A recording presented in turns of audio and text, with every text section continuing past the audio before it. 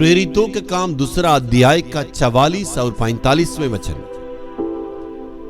और वे सब विश्वास करने वाले इकट्ठे रहते थे और उनकी सब वस्तुएं साझों की थी, और वे अपनी अपनी संपत्ति और सामान बेच बेच कर जैसी जिसकी आवश्यकता होती थी बांट दिया करते थे।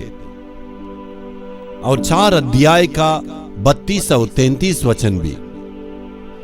और विश्वास करने वालों की मंडली एक चित्त और एक मन के थे, जहां तक कि कोई भी अपनी संपत्ति अपनी नहीं कहता था, परंतु सब कुछ साझों का था।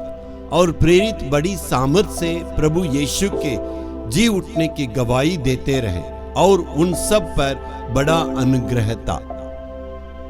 इस दोनों वचन की भूमिका को देखिएगा। इस दोनों वचन का उसका तात्पर्य ये है, वो परमेश्वर के राज्य का खोजी रहे और परमेश्वर के राज्य को वो प्रचार किए। इस दोनों कार्य के लिए प्राथमिक स्थान देने के चलते संसार की चिंताएं उनको दबाया नहीं।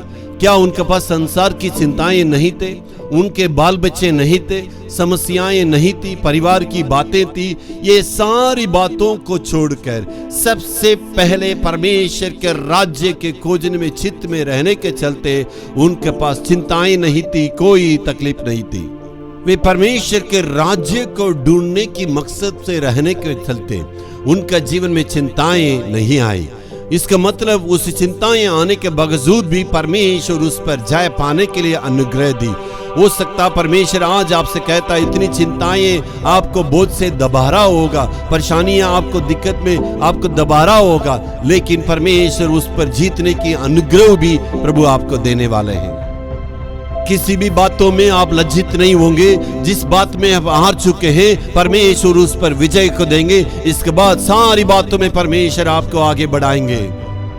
आज तक जिस बातों में आप हार चुके हैं, जिस बात में आगे बढ़ नहीं सक रहे, जिस बात में नामुमकिन है, आज परमेश्वर उस पर जीतने की या आगे निकलने की अनुग्रह देंगे। वो पूर्ण अनुग्रह के साथ प्रेरितों ने जैसे काम किया था, उनके ऊपर अनुग्रह की बरकत थी। परमेश्वर के राज्य के लिए यदि आप प्राथमिक स्थान देंगे तो आपको ऊपर अनुग्रह बढ़ेगा, आप सारे कार्य में जीत पाएंगे। Hallelujah, hallelujah.